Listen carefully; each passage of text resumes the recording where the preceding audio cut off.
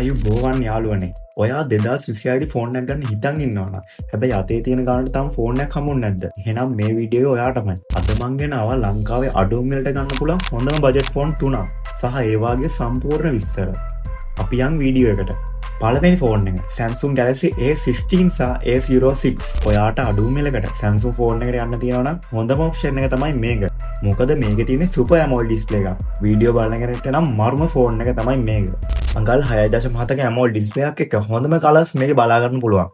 සහ මේක සාමාන්‍ය වැඩ කරන කෙනෙක්ට නම් මේක හොඳම ෆෝන් එකක්. Samsung ලා මේකට අවුරුදු 6ක් යනකම් security update දෙන්න පොරොන්දු වෙලා තියෙනවා. ඒ නිසා මේ ෆෝන් එක කාලයක් පාවිච්චි කරන්න පුළුවන්. බැටරිය ගත්තොත් ඔයාට 500 mAh තියෙන ලොකු බැටරියක් තියෙනවා. ඔයාට දවසම උනත් ෆෝන් එක පාවිච්චි කරන්න පුළුවන්. සහ 25W fast charge එකක්. ඔයාට පැය එකමාරකින් වගේ ෆෝන් එක full charge කරගන්න පුළුවන්. මේකේ chipset එක ගත්තොත් Samsung ලා ගහපු Exynos 1330 chipset එක තමයි මේකේ තියෙන්නේ. දෙවනි ෆෝන් එක තමයි Redmi Note 15 series.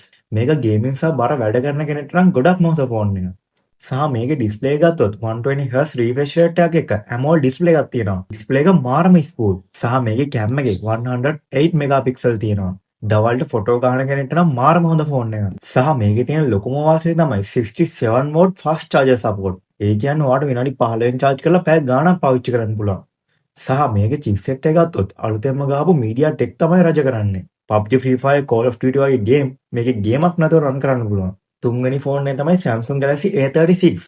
මේක අලුතෙන්ම Samsung ලා ගහන්න ඉන්න S26 flagship device එකේ කොපියක් කියලා කිව්වොත් හරියටම හරි.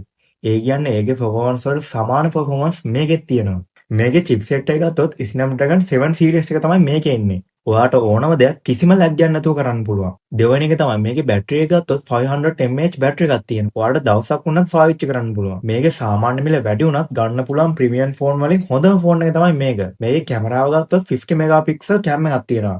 සහ මේකට ඔප්ටිකල් ඉමේජ් ස්ටැබිලයිසේෂන් ඔප්ෂන් එකක් Samsung ළම දුන්නා. ඒ කියන්නේ ඔයා වීඩියෝ රෙකෝඩ් කරද්දි කිසිම හෙල්ලීමක් නැතුව රෙකෝඩ් කරන්න පුළුවන්. මුලින්ම මේකේ ඩිස්ප්ලේ එක ගත්තොත් අඟල් 6.6ක AMOLED 2X ඩිස්ප්ලේ එකක් තමයි මේකේ තියෙන්නේ. මේකේ හොඳම දේ තමයි 8GB RAM එකක් එක්ක තව V12 RAM එකකුත් ගන්න පුළුවන්. ඒ කියන්නේ ඔයාට එකපාර app 10ක් වුණත් රන් කරන්න පුළුවන්. ඔයාලා මේ ෆෝන් එකේ මොකේටද කැමති? සහ ඔයාලට තව වැදගත් තොරතුරු දැනගන්න තියෙනවා නම් කමෙන්ට් එකක් දාන්න.